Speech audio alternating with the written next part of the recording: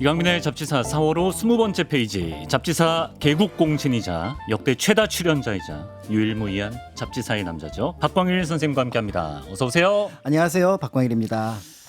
요즘 그 장안의 화제인 박광일 기행에서도 네. 이제 참여자분들께 잡지사 구독을 이렇게 권하고 있다. 이런 미담 제보가 들어왔는데 사실입니까?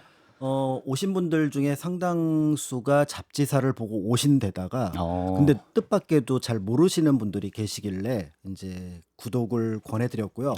구독을 권해드린 이유는 제 코너 때문이 아니라 그 앞에 있는 뭐 썬김 선생님이라든지 곽재식 작가님 이런 코너가 좋지 않느냐. 그래서 한국사만 편식하지 마시고 세계사와 그다음에 다른 일반 여러 가지 상식들, 과학도 있으니까 같이 보시면 좋겠다. 굉장히 이타적인 의도로 라는 말씀을 드렸지만 그래도 제 덕분에 들어갔다는 얘기를 여기저기 좀 남겨주셨으면 좋겠다라는 말씀을 드렸고요. 예. 정말 감사하게도 그 박광일 기행 올해 시작했었는데 뭐 서울이든 다른 지역으로 갈 때든 항상 꽉꽉 마감이 돼서 가니까 기분이 좋고 그 덕분에 또 이제 잡지사 얘기도 좀 편하게 할 수 있게 된 것 같고요. 네. 그런 면에서 거기 오신 분들에게 또 이 기회를 빌어서 다시 한번 감사의 말씀을 드립니다. 박광일 선생님 SNS나 이런 데 오는 프로그램 일정 보면 알차기가 그지없습니다. 예, 여러분도 관심 가져보시고요. 네.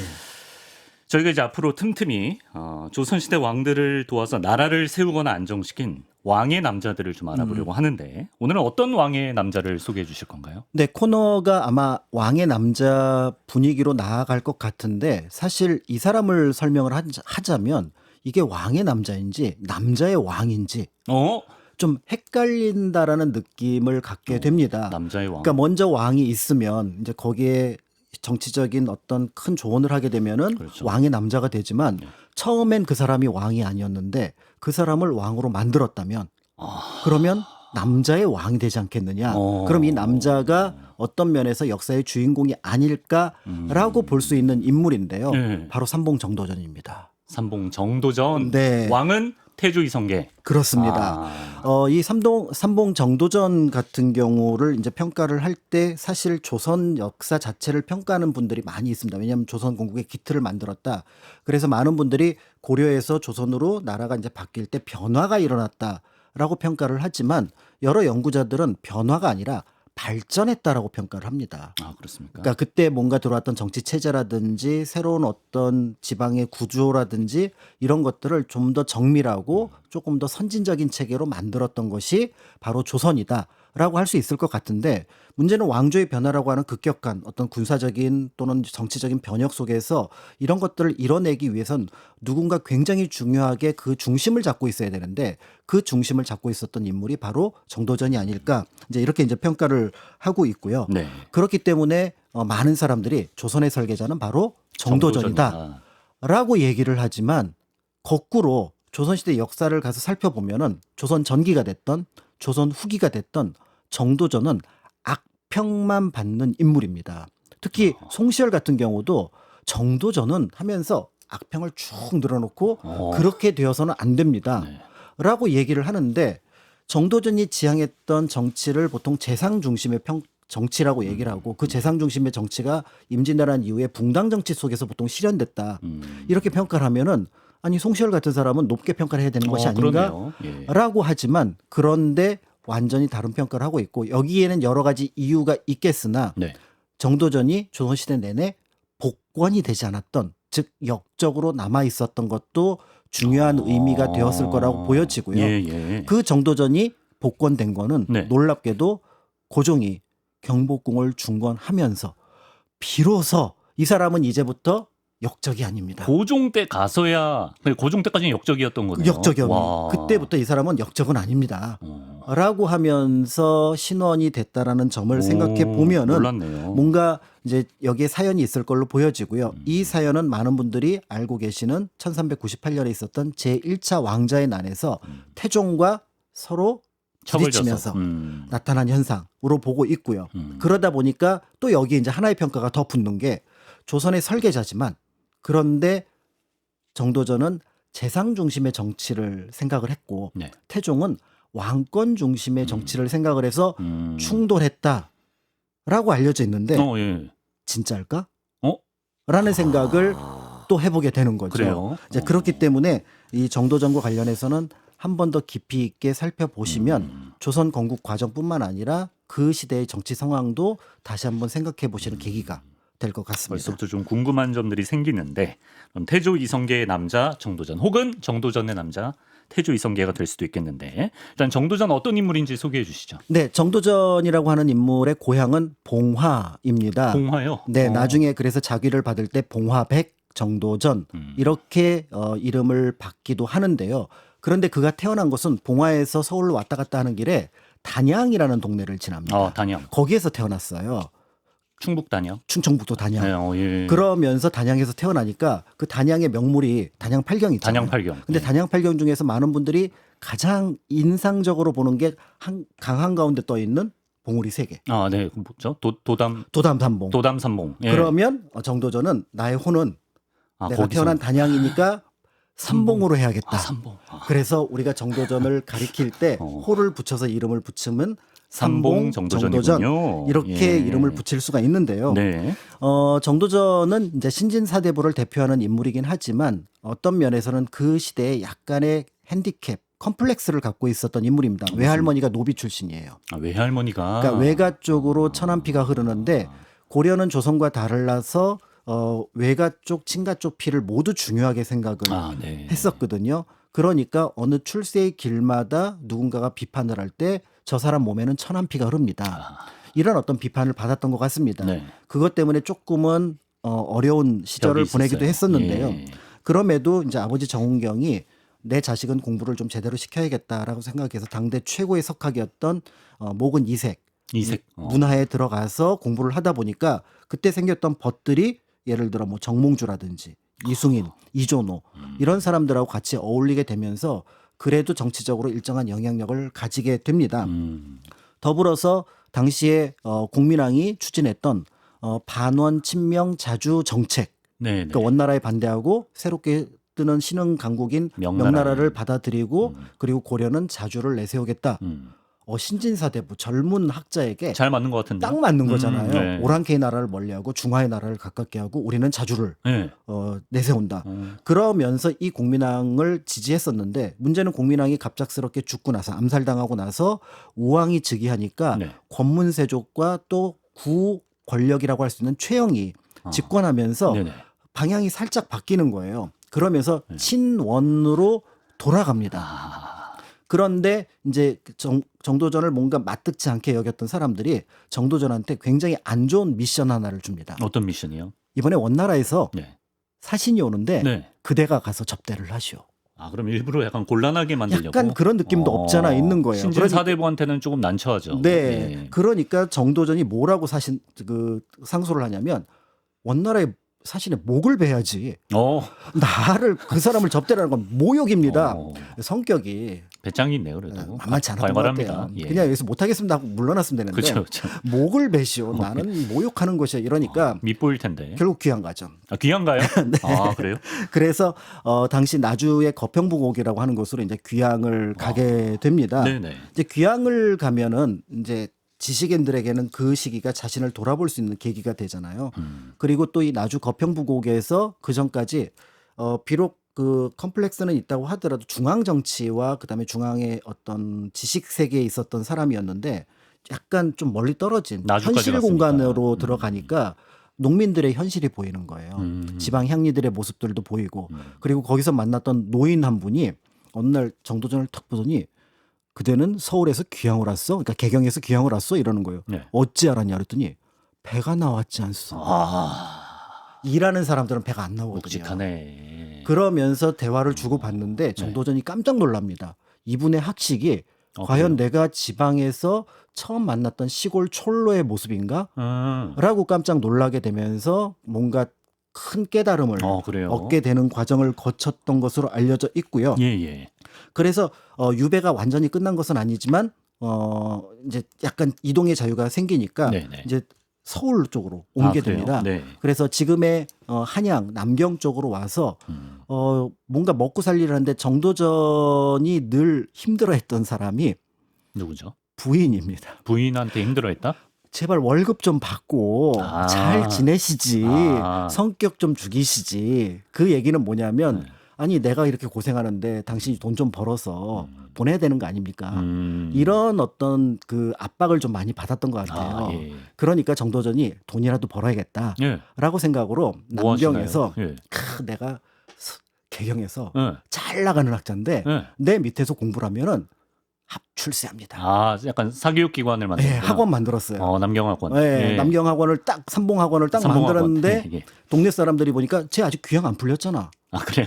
그리고 쟤 역적으로 거의 몰리다시피 하는 애 아니야? 예, 예. 라고 하면서 동네 그 이렇게 세력가들이 와서 무너뜨린 것 같아요. 그러니까 아마 정도전이 여기서 활동을 하게 되면 자신들한테 좀 불리하다고 생각을 했던 것 같습니다. 그래서 이제 부평도 가고 김포도 갔는데 거의 비슷한 처지를 거치니까 아, 예. 정도전은 정말 답답할 거 아니에요. 나 그렇죠. 먹고 살자고. 그렇죠. 나 부인한테 돈 좀 보내려고 부인도 하는데. 의사 표현을 이렇게 적극적으로 하시는 스타일인데 예, 보니까. 편지 뭐 이렇게 예. 보면은 내가 미안하고 뭐 돈을 못 보내서 이런 얘기를 썼다고 하는데 이제 그렇게 되니까 여기에서 정도전은 조금 더 다른 예. 새로운 완전한 국면 전환을 꿈꿉니다. 어떻게요? 그러면서 네. 그는 함경도로 함경도로? 예. 이성계를 아, 찾아가죠. 함경도에 이성계가 있구나. 네.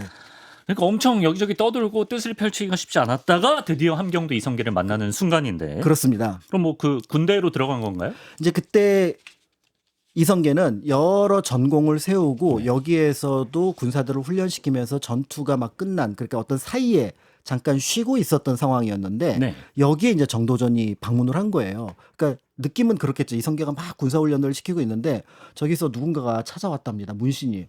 이름은 들어본 것 같은데 누구시지? 하고 이렇게 불렀을 거 아니에요. 네. 불렀는데 딱 보더니 이성계는 자기 자랑을 하기 위해서 그때 사병을 한 2,000명 이상 그렇죠. 데리고 다니면서 막 소라불로 막 나팔 불면서. 맞습니다. 그죠, 그러면서 그죠. 주요 이제 전투에서 큰 승전을 거두고 있었으니까 자기 병력 보여주고 싶을 거 아니에요. 아, 예. 쫙 사열을 예.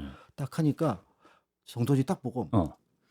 이 정도 군대면 못할 것이 어. 없습니다라고 얘기를 하는 거죠. 그러니까 거기서 압도돼야 되는데. 네, 압도되는 게 아니라 이 정도 군대 못할 것이 없다. 그러니까 이성계 뭔가 깨달은 바가 있는 거죠. 예. 못할 것이 없다. 아, 못할 것이 없다. 네, 못할 것이 없다. 아, 그럼 왜구를 뭐 무찌를 수 있다는 얘기인가요? 바로 그 직전에 황산대첩이 있었거든요. 예. 그러니까 뭐 하면서 말을 얼버무렸다고 합니다. 이 얘기는 뭐냐면 이 정도 당신이 군사적으로 큰 성취를 거뒀다면 네.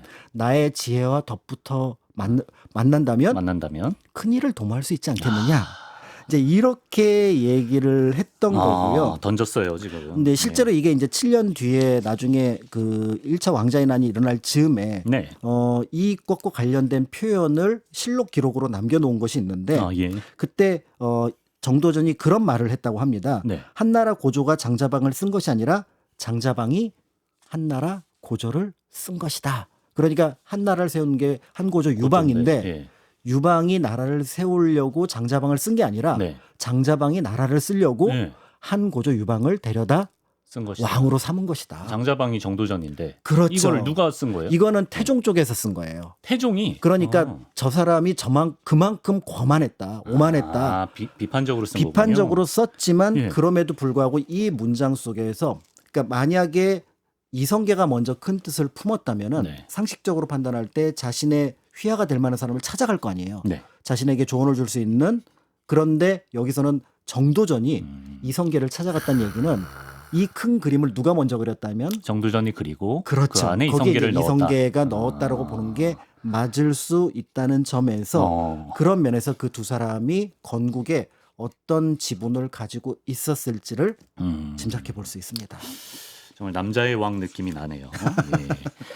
정도전에게도 말씀하신 대로 그 약점인 가족사가 있었습니다만 이제 파트너가 된 이성계 역시도 어떤 뭐 집안의 내력 때문에 고민이 있었다고 하던데요. 네, 이성계의 내력은 아마 성킴 선생님이 여러 번 뭐 얘기를 하시지 않았을까 싶은데. 성킴 선생님요? 그 얘기 안 하셨나요? 없었죠? 저랑 우연히 답사가면은 뭐 이한사 뭐 산성별감 얘기 많이 하시는데. 박광일 선생님을 위해서 한국사는 저희가 1절 네. 걸신도 못하게 저희가 분리 조치를 하고 있어요. 원래 이제 그 이성계를 가리킬 때 이제 전주 이씨라고 얘기를 하니까 원래 살던 데가 전주잖아요. 네. 그런데 전주에 살고 있었던 이성계의 4대조 고조 할아버지쯤 되는 이 안사가 산성별감하고 관기 문제로 틀어지게 되면서 삼척을 거쳐서 함경도로 넘어갑니다. 아, 그러니까 그 집이 일단은 저쪽 변방 지역으로 넘어간 거예요. 네. 거기서 또 산성별감 또 만나서 결국은 이제 그 우리가 알고 있는 원나라 쪽으로 넘어가서 예. 그 손자가 되었었던 이설로, 그러니까 태조 이성계의 할아버지가 됐을 때는 원나라의 장수가 되어 있었습니다. 그러니까 머리 깎고 원나라 네. 장수가 됐고, 예, 예. 그러니까 고려하고는 거리가 먼. 네. 그렇지만 그 지역의 최대 군벌을 이루고 있었던 거죠. 그러다가 그 다음 아들이었던 이자춘, 그러니까 이성계의 아버지 때 공민왕이 이른바 반원 자주 개혁 정책을 펼치니까 그럼 여기에 호응을 해서 우리가 점령하고 있었던 쌍성 일대의 영역을 고려로 넘어갈 수 있도록 돕는다라고 아, 하면서 이자춘이 귀부를 합니다. 아, 예, 예. 그러니까 네. 이제 머리 깎던 거 다시 기르고 기르고. 이제는 우리는 원나라 사람이 아니다 고려 사람이다. 그렇죠, 그렇죠. 이렇게 들어왔으니까 일단 어떤 의미에서 보면은 고려의 구 귀족들이 볼 때는 반갑기는 하지만 시골 촌 그런데 저 사람의 군사력은 굉장히 강해. 무섭다라는 예, 거죠. 예, 예. 그러니까 이자춘을 굉장히 경계를 했는데 예. 문제는 이자춘이 고려에 귀부한 지 4년 만에 죽습니다. 아, 그러니까 고려에 있는 귀족들이 고맙기는 하지만 그 세력이 두려웠는데 그 집안의 가장 큰 어른이 리더가 돌아가셨으니까 네. 죽었으니까 이때다. 이제는 뭐 별로 아, 별거 두렵지 없겠지. 않네 어. 라고 하는 그 쯤에 어린 이성계가 두각을 나타내는 거죠. 그러니까 이성계가 뭐 홍건조 그치. 그다음에 뭐 원나라 나하추 그다음에 그렇죠. 1380년에 그 유명했던 황산대첩 네. 그러니까 뭐 최무선이 화포 만들고 했지만 그 아기바투라고 하는 원나라 외구지만 거의 1만 명이 넘는 거의 정규군에 해당하는 군대가 전라도 경상도 일대를 노략질을 하고 다니는데 그 부대를 괴멸을 그러니까 시켜버려요. 내륙까지 들어온 거예요, 외구가. 네, 예. 완전히 괴멸시키는데 이 황산 대첩을 통해서 이성계의 이름이 거의 이제 전국구 스타가 되었다라고 볼 수가 있는데 맞아요. 문제는 이성계는 아직 시골 사람인 거예요. 아, 개성 사람들이 볼 때는 출신 문제가. 아우 저 시골에서 그 아버지 때문에 도 머리 깎았다며 뭐 요런 느낌이었으니까 약간 어떻게 보면은 이성계의 향후의 전망이라고 하는 거는 고려 최고의 명장으로서 최영의 인정을 받고 네. 그 자리를 잇는 것 정도가 되는 것 아, 그 이상은 그 이상은 보기가 좀 어렵지 어렵죠. 않겠느냐. 이제 이런 상황인데 그러면서 뭔가 이성계도 나의 자리가 뭐지? 라고 고민을 하지 않았을까 싶어요. 네. 그게 이제 황산대첩이 끝나고 몇 년 뒤에 함경도에 머물때였는데 네. 그런데 거기에 이 정도 군대면 네. 뭘 못하겠습니까? 못할 것이 없소이다. 라고 아, 하는 누군가가 나타났을 때 이성계의 머리도 그러네. 반짝 그 맥락에서 봤을 때는 나의 컴플렉스뿐만 아니라 지금 내가 고려에 의해서 무시당하고 있었던 그 모습들을 한 번에 뒤집을 수 있는 무언가가 나오지 않을까라고 생각을 했을 것으로 이성계의 보여집니다. 그 답답했던 부분을 정확하게 네. 긁어줬네요, 정부장이. 자, 그래서 뭐 어떤 사건이 벌어집니까, 둘이? 네. 이제 이때 이제 아마 모종의 대화를 통해서 기록에는 남아 있지 않지만 네. 뭔가 큰 그림을 그리고 있었을 텐데요. 네. 문제는 이때 고려를 둘러싸고 그 국경 상황이 굉장히 복잡했던 문제가 있었는데 특히 이제 명나라의 그 주원장 홍무제라고 하는 사람이 네. 거의 요즘에 트럼프 못지않은 어? 납득하기 어려운 행동을 하는 폭군이었습니다. 예, 예. 그러다 보니까 이 홍무제가 뭐라고 얘기를 하냐면 고려 우리 원나라가 가지고 있던 게 우리가 원나라를 계승한 거니까 다시 다 돌려줘야 돼. 아, 어떤 그러니까 거요? 천령 다시 되찾았잖아요. 예. 그다음에 이쪽에 그 동령부 이런 데 되찾았잖아요. 예, 예. 이거 다시 다 명으로 내놔. 넘겨라. 라고 얘기를 하는 거고 그 제주도 네. 그 탐라총관부 그것도 넘겨. 아, 정말요? 이런 톤으로 얘기를 하니까 고려가 발칵 뒤집힙니다. 그렇죠. 아니 우리 여태까지 그래도 원나라를 좀 멀리하고 비록 우왕 때 친원 정책을 폈다고는 하더라도 약간의 중간 정도의 외교 정책을 펼쳤는데 여기에 대해서 정부에서는 그래도 좋은 게 좋으니까 좀 말을 들어볼까요? 라고 얘기를 하지만 그 영토를 되찾고 공민왕과 함께 반원 자주 정책에 앞장섰던 최영으로 볼 때는 납득하기 어려운 거예요. 그렇겠네요. 예. 그럼 이 기회에 네. 요동을 칩시다. 칩시다. 어. 우리가 본때를 보여줍시다. 예. 라고 얘기를 하면서 결국은 최영은 요동 정벌을 주장을 하게 되고요. 명이랑 전쟁하는 거잖아요. 명나라랑 전쟁하는 그렇죠, 그렇죠. 겁니다. 야, 어마어마한 일이에요. 저 신흥 강국 네. 너무 우리에게 무리한 요구를 한다. 아주 한번 손을 봐줘야겠다. 야. 그렇게 해서 전군을 모읍니다. 네. 전군을 모아서 당시 명목상으로는 10만이지만 실제로 3만 8천 정도의 군대를 모으는데 네. 그중에 기병이 2만 2천입니다. 야. 어마어마한 기병 비율이 엄청 군대였다라고 높네. 볼 수가 있을 것 같고요. 네. 지금 후대 연구자들이 볼 때는 약간의 승산도 있지 않았을까 네. 이렇게 볼 정도로 강력한 군대였습니다. 이제 여기에 총사령관은 당연히 최영이겠죠? 그런데 여기에 변수가 생깁니다. 어떤 변수죠? 우왕이 네.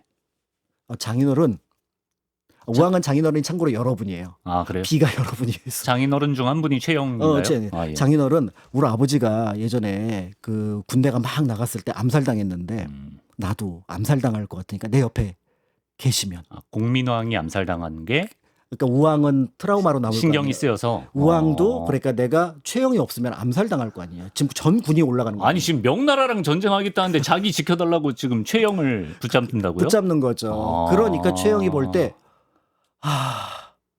아마 한숨을 몇 번 쉬었을 것 같아요. 이놈의 사위. 그러면서 네네. 알았다고 그럼 내가 남겠다고 남아요? 개성에 남겠다고. 왕이니까. 그렇죠. 이제 평양까지는 이제 군대를 배웅하기 위해서 오게 되면서 사령관이 바뀝니다. 네. 이성계로 바뀌는 거죠. 아, 그래서 최영 자리를 이성계가 대체하게 되는 그렇죠. 거예요? 그런데 문제는 이성계가 최영한테 뭐라고 얘기를 했었냐면 예. 이 전쟁 안 됩니다라고 얘기를 했던 거예요. 그렇죠. 그게 우리가 알고 있는 사불가론인데 작은 나라가 큰 나라를 칠 수가 없고 농번기에 그 군사들을 동원할 수가 없고 군대를 전부 다 북쪽으로 모으면 왜구가 위험할 거고 남쪽이 비고. 그리고 장마철에 습기가 많은데 악교가 녹으면 우리가 활을 쓸 수 없다. 그러니까 이 전쟁은 할 수가 없지 않느냐라고 얘기를 해서 이제 많은 분들이 아니 이렇게 불가론을 내세운 사람을 다시 총사령관으로 시킨다고 그러네요. 라고 얘기를 할 수 있는데 네. 이게 일면 전부 다 타당하기도 하거든요. 아, 그래서 사불가로는 이성계 개인을 위한 판단이 아니라 그냥 전술적으로 전술적으로? 이 정도는 생각해야 되는 거 아닙니까? 라고 최영은 받아들였을 가능성이 있고요. 무엇보다도 명나라가 요구했던 옛 원나라 땅 천령이라고 하는 게 아버지 이자춘이 들고 온 땅입니다. 아, 그래요? 이성계의 아버지가. 그럼 이성계 입장에서도 그럼 이성계가 그 땅을 돌려주는 것을 탐탁하게 여기지는 않을 거니 네. 내 대신 그 역할을 맡아도 되겠다라고 최영은 좀 쉽게 생각을 했던 것 같아요. 그렇지만 이미 이때 이성계는 유턴할 결심. 유턴할 결심을 어느 정도 했을 거라고 보여지고 아니나 다를까 만약에 이게 순조롭게 전투가 끝났으면은 이성계는 다음 기회를 노렸을 가능성이 있습니다. 그런데 위화도에서 막혀버리는 거죠. 장마철에 물 불고 다 녹고 군사들은 중내산에 하고 있고 예. 이런 상황이 되니까 이 전투 어려울 것 같다라고 얘기를 했을 때 결국 거기서 돌려서 우리가 알고 있는 이제 회군 위화도 회군을 하는 위화도 거죠. 회군을 해서 위화도 회군 왕의 명령을 받지 않는 회군은 반란입니다. 그런데 이제 반란의 명분인데 문제는 또 다른 장군이었던 조민수는 우왕과 가장 근접해 있었던 권문세족입니다. 예, 예. 그러니까 이 사람을 설득할 게 필요해요. 그게 뭐냐면 그러니까 이성계가 이제 정조돈을 통해서 아마 그 뜻을 전한 것으로 보여지는데 네. 이 요동 정벌은 네. 공민왕이었으면 안 했을 거다. 돌아가신 공민왕이었다면 그 말인 즉 우왕은 아버지의 뜻을 거스르고 이거는 최영이 주도한 것이니 그러니 이거는 군대를 돌리는 게 우리 같은 네. 고려의 신하로 볼 때는 네. 맞는 타당하다. 거다. 조민수가 약간 자기도 전쟁을 하기가 좀 애매하다고 판단을 했지만 이 논리가 막 고려의 역적이 되는 건 아닌 것 같은 거예요. 네. 그래서 회군에 동참을 동참하고. 하면서 여기에 이제 급격하게 최영이 일천 군대로 개성해서 맞섰지만 예. 최영 일천 군대는 어떻게 보면 당할 수가 없잖아요. 예. 그래서 최영도 잡혀서 나중에 이제 죽게 되는 이런 일을 겪게 되는데 우왕도 폐위가 되는 거죠. 그렇죠. 예. 그런데 의외의 일이 벌어져요. 어떤? 우왕을 폐위를 시켰으면은 네. 어디 왕씨 중에 한 명을 모셔갖고 왕으로 만들어야 되는데 네. 그 다음 왕이 창왕이 우왕의 아들입니다. 예. 아버지를 쫓아낸 사람을 가만둘까요? 창왕이요. 창왕이? 아, 그렇죠, 그렇죠. 예. 그러니까 여기에 이성계의 원수인데. 세력이 압도적이지 못했다라는 거예요. 아, 정치 역량 속에서. 위화도 회군을 하고 우왕도 피해시키고 최영을 죽이고 나서도 네. 그렇게 안심할 수 있는 상황이 아니군요. 우왕의 아들이 왕이 되면 안 되죠. 그렇군요. 이성계의 처지에서 보면은 우왕의 아들이 아니라 그냥 어디서 모르는 왕 하나를 왕시성을 가진 사람을 그게 데려다가 안전한데. 허수아비로 만들어야 되는데 창왕은 자기 아버지 얘기할 거 아니에요. 그렇겠네요. 그러면 예. 자기 아버지를 쫓아낸 사람을 가만두지 않는. 가만두지 않을 거고 때에 따라서는 우왕이 복귀를 할 수 있을 것 같고 예. 심지어는 우왕이 이성계를 암살하려는 계획이 발각되기도 합니다. 그럼 이성계 입장에서는 엄청 좀 그런데 이 답답하고 상황을 조급하고 뭔가 불안하고. 타개를 해야 되는데 네. 이때 여기에 대한 논리를 누가 주냐면 네. 정도전이 줍니다. 어떻게 타겟책이 뭔가요? 네. 폐가 입진 네 글자를 줘요. 피해가 입진 가짜를 없애고, 없애고 진짜를 세운다. 가짜 진짜가 뭡니까? 가짜는 네. 우리가 알고 있는 우왕, 창왕이 음. 왕우, 왕창이 아니라 네. 신우, 신창이다. 그게 왕씨가 아니다. 신돈 그건가요? 그렇죠. 신돈의 아. 시녀였던 반야가 나중에 그 국민왕의 후궁으로 들어가서 예. 그 낳은 아들이 우거든요. 예. 왕우거든요. 예. 그러니까 이 상황이 이미 임신한 상태에서 간 거다. 그렇기 때문에 이 우왕은 왕씨성이 아니라 신씨성을 가진 게 맞고 네. 그러면 우리가 왕으로 생각을 했지만 네.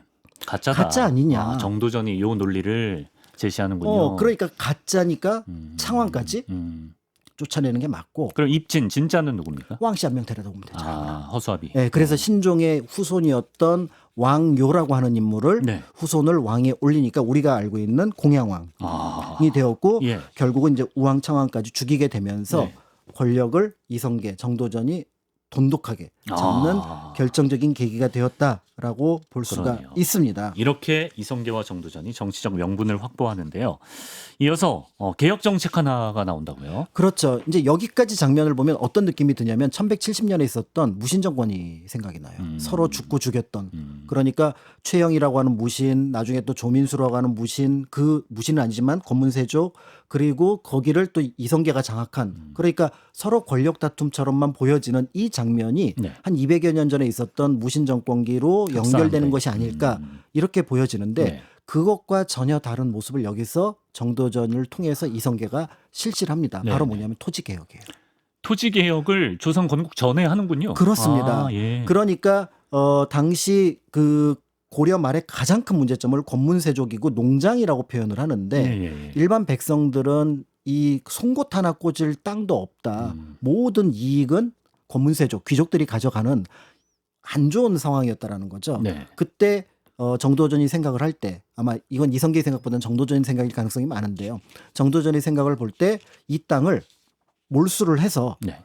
관료들이거나 백성들이거나 학생들이거나 군인들에게 나눠주면 그게 올바른 국가가 아니냐라고 제안을 하고 네. 이거를 구체적으로 밀어붙입니다. 왜 예. 밀어붙였냐면은 이렇게 하면은 소수의 권문세족은 몰락을 할 그렇겠죠. 거고요. 예. 그러면 그 땅을 받은 사람들은 새로운 정치 세력인 지지하겠죠. 정도전이나 예. 이성계를 지지할 겁니다. 그렇겠죠. 이게 예. 이제 우리가 알고 있는 과전법이에요. 과전법이군요. 이게. 실제로 이 그래서 당시 왕이 됐던 공양왕조차도 굉장히 많은 토지를 갖고 있었는데 네. 그의 땅도 아마 뺏었던 것 같아요. 그래서 1390년에 개성에서 토지 문서를 불태우는 걸 보고 공양왕이 울었다 그럽니다. 현직왕도 뺏었어.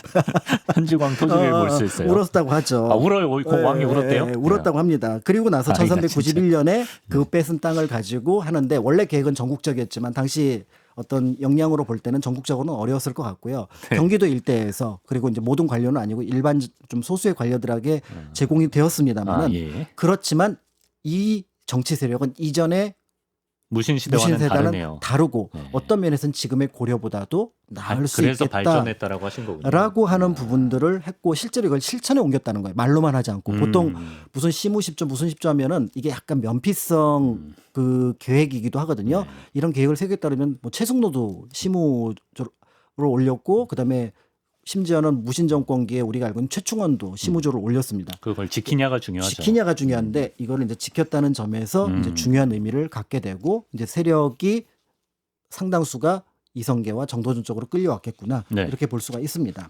아까 땅 뺏기고 울었던 공양왕은 어떻게 되나요? 그러니까 1년 후에 조선이 건국되는 거잖아요. 네, 보통 이제 어떤 나라의 마지막 왕의 시호는 네.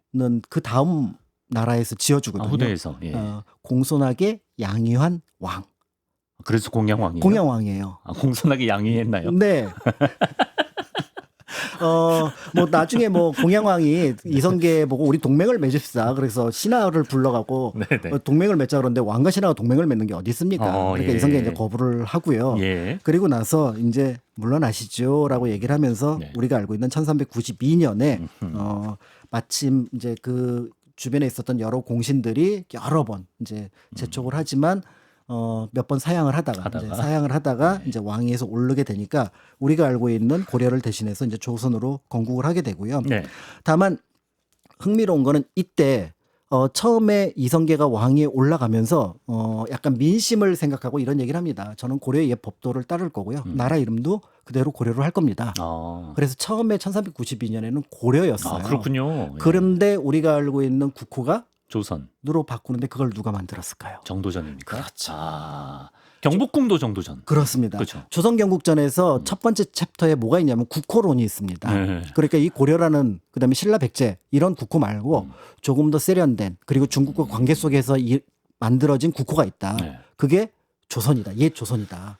아, 그러니까 조선하고 화령을 명나라에 보내서 선택을 하게 했지만 네네. 실질적으로 이거는 정답이건 오답 이렇게 해서 명나라에 보낸 거잖아요. 네. 그렇기 때문에 명나라에서도 자기가 알고 있는 국호는 조선밖에 없거든요. 아. 그러니까 그 국호를 선택하게 했으니 우리가 알고 있는 조선의 국호를 정한 건 역시도 정도전이다. 그리고 1394년에 한양으로 도읍을 옮기고 나서 새롭게 도시를 꾸미는 것도 정도전. 정도전이다. 그리고 궁궐 이름을 경복궁, 군자만장 계희경복에서 가져오고 임금은 모름지기 부지런해야 합니다. 부지런히 정사를 돌보십시오. 근정전. 근정. 생각하면서 정치를 하십시오. 사정전. 그거 다 정도전이죠. 네. 그렇지만 건강은 하십시오. 네. 강령전. 열일하고 부지런하되 건강하십시오. 네, 이런 내용들을 붙였다는 점에서 실질적으로 조선의 설계자라는 그러네요, 평가를 받는다라고 볼 수가 있습니다. 네. 이렇게 정도전은 단순한 정치인을 넘어서 조선이라는 국가를 설계한 사상가인데 그렇다면 정도전이 꿈꾼 이상적인 국가 운영의 원리는 뭐라고 봐야 될까요?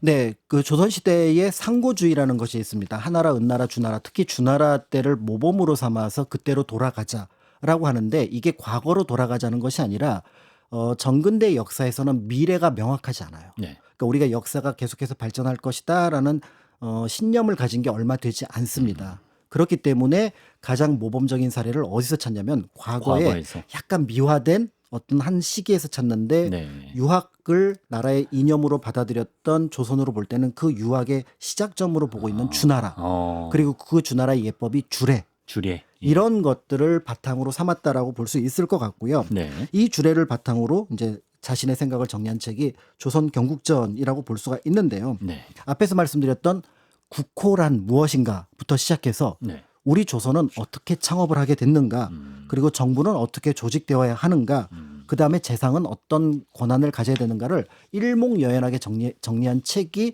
이제 조선 경국전이라는 책이고요. 네. 여기에 덧붙여서 치전, 부전, 예전, 정전, 헌전, 공전이라고 하는 육전 체제를 가꾸는데 네. 이게 주나라에서 세상을 이해하는 게 천지 동서남북이었거든요. 그래서 6이라는 숫자가 나오고 이게 자연스럽게 2호 예병 형공 우리가 알고 있는 경국대전으로 연결이 된다라는 걸 볼 수가 있습니다. 예.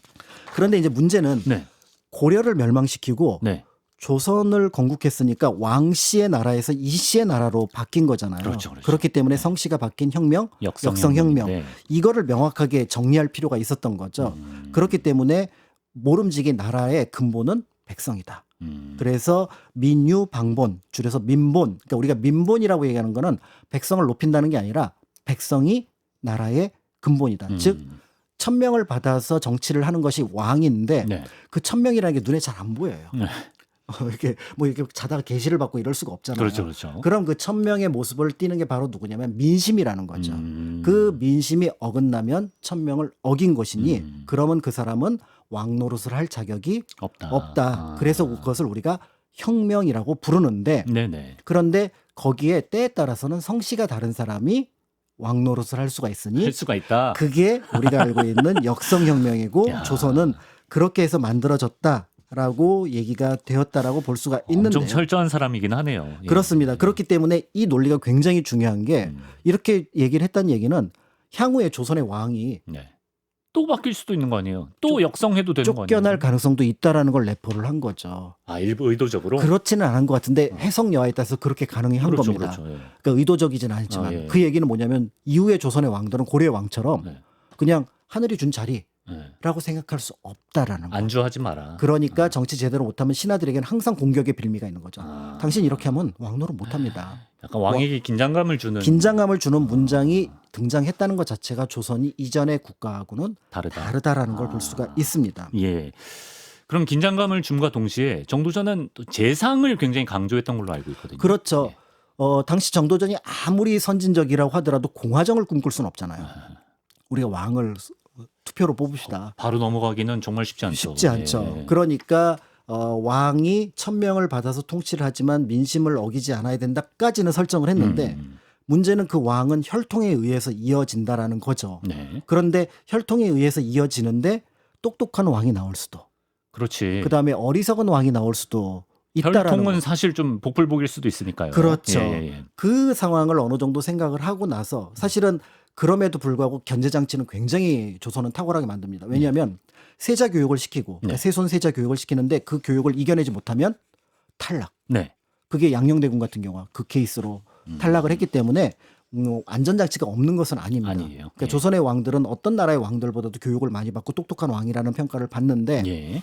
그럼에도 어리석을 수 있잖아요. 그렇죠. 그러면 왕이 중간 정도만 하더라도 나라가 잘 운영이 되려면 네. 통치를 할 수 있는 재상이 탁월해야 된다. 컨트롤 타워가 어. 영의정, 좌의정, 우의정 이들이 똑똑하면은 왕이 이들을 신뢰하면 그러니까 어떤 사람이 똑똑하다는 얘기는 모든 걸 다 안다는 얘기가 아니라 저 사람이 일을 잘할 수 있는지만 선택을 하면 되는 거잖아요. 그렇죠. 그러니까 우리 같으면은 어떤 그 자본을 가진 사람이 전문 경영인을 데려다가 스카우트하는 거죠. 그러다가 자기가 보거나 아니면은 재무제표 통해서 경영을 잘하고 있는지를 확인하면 되는 정도만 그런 되면 느낌이네. 예. 된다. 그러니까 네. 그 전문 경영인이 일할 분위기를 만들어야 되는데 문제는 그 일할 분위기를 만들어야 되는데 네. 내시가 권력을 갖는다거나 네. 그 다음에 왕이 자기 말을 제멋대로 막 나 마음에 안 들어 하면서 제멋대로 재상을 바꿔버리는 상황이 만들어진다거나 예. 그 다음에 이런 상황들을 견제할 수 있는 사관이라든지 대관 제도가 없다거나 없으면 재상이 활동을 못할 거다. 그렇겠죠. 예. 그래서 이 제도를 만들어야 된다. 근데 제가 말씀드린 내용들이 조선시대에 다 들어가 그런 있죠. 것 같은데요. 네, 예. 사관이 있고 예. 대관 때문에 아주 그냥 왕들이 맞아, 우리 배웠죠. 예. 힘들어하고 예. 그 다음에 한때 환관들이 영향력을 끼치지만 세종 이후로는 그런 모습들은 거의 볼 수가 없다는 점. 그리고 왕을 교육하는 한 번 왕이 된다고 공부가 끝나는 게 아닙니다. 예. 교육은 평생 교육. 그러면서 만든 게 조강, 주강, 석강, 경연. 경연. 예, 경연을 안 했던 왕들이 몇 있잖아요. 연산군, 있죠. 뭐 예. 정조. 정조는 똑똑해서 스스로 가르치려고 했었고 예. 하기 싫어서 안 했고 이런 것들이 있다는 점에서 네. 이제 그런 면에서 이런 체계를 생각해냈다라는 것. 그렇기 때문에 사실 이거를 재상 중심이라고 보기보다는 네. 선진 정치 체제라고 보는 것이 낫지 않을까 이렇게 보여지고요. 네. 그러면 이런 제도를 바탕이 있어야 되잖아요. 바탕이요? 어디서 인재를 끌어올 것이며 어디서 관료군을 만들겠습니까? 예. 예전에는 소수의 귀족들에게서 예. 그들을 충당을 했다라는 거죠. 실력자를 데려올 시스템이 필요한데. 그리고 여기 경주에서 막 힘쓰는 애가 있는데 예. 너 그럼 한번 무신 한번 해볼래? 이의민. 그런 스타일, 그런 식으로 그렇게는 했었는데. 안 된다는 예, 거죠. 예. 그러니까 무신이라고 하더라도 정규 병서도 보고 충성할 수 있는 마음가짐도 가져야 해. 그러니까 문과도 만들어야 되지만 뭐도 만들어야 된다. 무과도 만들어야 된다. 그러니까 문과를 나온 관료들을 문반, 네. 무과를 나온 관료들을 무반 합치면 양반. 두 반이란 뜻이에요. 양반이. 그게 양반이구나. 두 양자니까. 양반에 무인도 들어가는 거네요. 그럼요. 문반, 무반. 그래서 양반이 들어가는 양반 제도를 만들었고 네네네. 그다음에 이들이 시험을 보기 위해서는 기본적으로 교육을 받아야 되잖아요. 네. 국가는 모름지기 백성을 교육해야 합니다. 라고 해서 지역에 학교를 만듭니다. 네. 세종년간에 이미 300개가 넘는 지역에 향교를 만들었는데 네. 이거는 전 세계에서 유례를 볼 수 없는 상황이라는 점에서 조선이라고 한 나라가 질적으로 고려하고 네. 다른 나라가 되어가고 있구나라는 예. 것들을 보여주게 됩니다.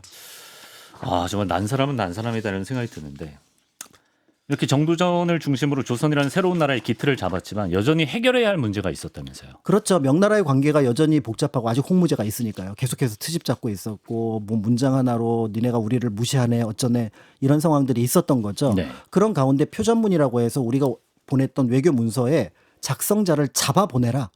라고 하는 무리한 요구를 합니다. 명의요? 예, 그런데 그 표정문의 작성자를 거기서 누구를 꼭 집어서 얘기를 하냐면 정도전을 집어서 얘기를 하는 거예요. 그럼 정도전 보내라 얘기. 정도전 보내라는 거. 태조 이성계는 아니래요. 보낼 수가 없습니다. 그렇죠. 예. 태조는 정도전이 아니면 일을 못하고 나중에 페르소나예요. 태조가 자신이 묻힐 지금의 이제 경기도 구리에 있는 권원능 예. 자리를 여러 장소를 선택할 때 그 장소를 선택하는 것도 정도전을 보냅니다. 그러니까 정도전이 이제 그런 얘기도 해요. 실록의 여러 자료를 보면은 정도전과 태조의 막 우정을 알 수 있는 내용들이 다 생략되어 있다는 느낌이 드는 게 이게 태조실록이 태종 때 만들었잖아요. 그래서 이 두 사람의 관계를 그대로 드러내면은 네. 태종에게 불리하잖아요. 그렇죠. 예. 그래서 아주 오피셜한 내용만 적었음에도 불구하고 그래도 친해. 정도전이 아무리 이게 길한 자리를 찾는 거고 미래를 위한 일이지만 제가 임금의 무덤 자리를 찾으니까 눈물이 납니다. 이게 죽어서 묻히는 장소니까. 그렇죠. 그러니까 그 마음을 들은 태조가 또 마음이 어떻겠어요. 저 사람은 진짜 나의 사람이다. 내 사람이다. 이라는 말 생각을 했을 것 같은데요. 네네. 이제 이런 사람을 보내라고? 안 보냈겠죠? 예, 보내라고 하는 건 사실은 조선 자체를 흔들려는 의도라고 볼 수밖에 없는 거고요. 예. 그런 상황에서 이제 네. 정도전이 뜻밖의 칼을 내밉니다. 어떤 칼을? 최영이 요동 정벌할 때 반대했던 게 이성계고 그 그렇죠. 옆에서 그거를 지지했던 게 정도전이잖아요. 그렇죠. 요동 칩시다. 정도전이 요동을 치자고 해요? 요동을 칩시다. 어. 아무래도 네. 실력 행사를 네. 해야겠습니다. 그리고 진법에 관한 책들을 적은 바가 있었던 정도전이 볼 때는 여러 부분에 승산이 있다고 승산이 판단한 있다고 거예요. 봤어요. 다만 지금 이 전쟁을 이기기 위해서는 각 귀족들이나 왕족들이 가지고 있는 세력가들이 가지고 있는 사병을 모두 군대를 국가로 귀속을 시켜야 되는 거예요. 규합을 해야 된다. 그러니까 왕자들이 가지고 있는 사병들 혁파해야 됩니다. 왕자들의 사병을. 그렇죠. 그렇구나. 왕자들도 이성계와 비슷하게 각각 사병을 이끌고 네. 전투에 참여해서 공을 네. 세웠었잖아요. 네. 방원 같은 경우가 대표적이니까 예. 혁파해야 됩니다. 그러니까 국제적인 관계나 국내 문제를 모두 일거에 해결할 수 있는 묘안이 되는 거죠. 네. 여기에 이제 크게 위기감을 느꼈던 게 왕자들이겠죠. 왕자들이겠죠. 이거 그대로 되면은 네. 요동 정벌이 이기고 안 이기고 문제가 아니라 내 세력이 완전히 약해진다. 없어지고 그러면 아버지 하자는 대로 때에 따라서는 정도전 하자는 대로 끌려가겠네라는 생각을 했던 위기의 왕자들이 몇 있을 거 아니에요. 네. 그중에 뭐 방간도 있을 거고 방원도 있을 텐데 네. 특히 위기감을 느꼈던 게 방원입니다. 방언입니까? 이거 안 되겠는데 치자 우리가 먼저. 정도전을. 그렇죠. 그래서 1398년 8월 26일 날 한밤중에 그렇구나. 정도전은 그때 가장 가까웠던 사람이었던 남은의 집으로 놀러 가서 네네. 거기서 술을 마시고 있었습니다. 예. 술을 마시고 가고 있었는데 거기에 한밤중에 군대를 일으켰던 방원이 그 남은의 집 지금 송현동이라고 해서 그 이건희 컬렉션을 세울 박물관을 세운다는 그 자리가 예. 그 자리가 남현이니까 예전에 소나무가 많았었나 봐요. 송현. 네. 거기서 조금 내려가서 교보문고 바로 앞쪽에 근처에 정도전 집이 있었거든요. 예. 그리고 방원의 집은 어디 있었냐면은 그 지금의 서촌 들어가는 고 입구 세종대왕 태어나신 곳. 네. 거기가 집일 거 아니에요. 네. 그러니까 거기서 군대를 이끌고 와서 정도전을 습격해서 남은 정도전을 죽입니다. 그리고 나서 뭐라고 얘기를 했냐면 이제 실록에 나와 있는 명분이죠. 우리는 가만히 있으려고 했는데 정도전이 군대를 일으켜서 우리 왕자들을 없애려고 해서 부득이 소수의 병력을 가지고 정도전을 먼저 쳤다. 그럼 여기에 끝났으면 그 명분이 맞을 텐데 그 군대를 이끌고 어디를 가요? 경복궁으로 갑니다. 그렇죠. 그리고 세자였던 방석도 잡아서 죽이는데 그 세자를 방석이 막내죠? 막내 여덟 번째. 네. 그래서 그 방석을 죽이고 이복 동생이고 그 방석을 가르쳤던 게 정도전이잖아요. 네. 그런데 마침 그날이 이성계가 아파서 누워 있는 날. 그래. 그러니까 이 디데이는 네. 이성계가 아파서 못 움직인다라는 전제하에서 방원이 일으켰던 쿠데타라고 볼 수 있을 것 같고요. 보통 역사 속에서는 제1차 왕자의 난, 난이죠, 이게. 그러니까 이제 나중에 방간하고 부딪혔던 제2차 왕자의 난과 비교해서 하는데 이 낱말이 약간 적절하지 않아요. 어떤 면에서요? 왜냐하면 1차 왕자의 난이라고 왕자끼리 싸워야 되는데 그렇지. 그게 아니라 여기서는 왕자가 난을 일으켜서 태조를 실각시킵니다. 그러니까 아버지를 왕위에서 쫓아낸 쿠데타예요. 그냥 방언의 쿠데타죠. 예. 다만 아직까지 태조가 기력이 있었고 네. 그다음에 태조를 따르는 세력이 굉장히 많았을 거 아니에요. 예. 태조는 이때부터 10년 뒤에 죽습니다. 그렇죠. 그러니까 함흥도 가고. 함흥도 가고 가고, 예. 또 해암사도 가고 예. 이러면서 그러니까 여기서 만약에 자칫 잘못하면 내전이 벌어질 수가 있어요. 예. 그런데 여기서 정치적인 절충책을 찾은 게 뭐냐면 큰아들은 없지만 둘째 아들이었던 방과가 태조에게도 괜찮은 아들이었고 태종이 볼 때도 욕심이 없는 그리고 본 부인으로부터는 아들이 없어요. 그럼 믿을 수 있는 그러니까 어느 형제. 정도의 가능성이 있다고 보는 거죠. 음. 그렇다면 저 형이라면 나한테 좀 이렇게 압박을 하면 왕자리를 넘겨주지 않을까? 음. 태조로 볼 때도 내가 태종한 그 방원한테 왕자리를 뺏기는 건 너무 치욕적이잖아요. 네. 그런데 내가 둘째한테 큰아들이니까 물려준다. 방과는 명분이 괜찮아요. 그렇죠. 네. 방원은 이제 없었으니까. 네. 그러면은 그렇게 물려준다라는 어떤 정치적 타협 속에서 이게 큰 탈 없이 끝나서 다행인 거지. 진짜 내전이었겠네요. 내전이었어요. 그래서 보통 우리가 그때 어린 방석을 죽였다라고 얘기를 하지만 네. 그때 방석이 16살 정도 나이였었거든요. 네. 그런데 태조 이성계가 10년을 더 살았어요. 그럼 태종이 쿠데타를 일으키지 않았다면 26살에 왕에 올라가는 겁니다. 그러네요. 예. 어린 나이가 아니에요. 아닌 거죠. 예. 이제 그렇기 때문에 이제 여기에서 이제 중요한 부분이 바로 뭐냐면 네. 보통 태종과 정도전의 충돌을 왕권 중심의 세력과 재상 중심의 세력의 충돌로 봅니다. 그러니까 정치 이념을 두고 네. 두 세력이 서로 충돌했다. 네. 라고들 많이 보는데 근데 그렇게 보이나요? 이거는 쿠데타죠. 그냥 개인의 그렇죠. 그러니까 개인의 욕심. 더 나은 고려보다 나은 정치 시스템을 갖춰왔던 이 정도전을 근데 권력의 중심에 있고 자신이 정치적으로 취약해지고 그다음에 자기의 이복 동생이었던 막내를 왕자로 세자로 세우는 부분들이 만족스럽지 불만스러웠던 태종이 일으켰던 쿠데타로 봐야 되는 겁니다. 쿠데타로 봐야 되는 거고 네. 다만 이제 후대에 볼 때 왕권을 좀 더 강조했던 게 태종이지만 사실은 태종은 정도전의 정책들을 계승하는 게 많습니다. 그렇군요. 주자수 같은 것도 그대로 계승을 하고 그런 것들을 본다면은 정치적인 견해 차이라기보다는 정치 권력을 둔 투쟁 속에서 정도전이 졌다. 방심을 한 상황에서 졌다라고 볼 수 있을 것 같고요. 예. 그렇기 때문에 이게 어떤 거랑 대자뷰가 나타나냐면 1453년에 있었던 계유정난.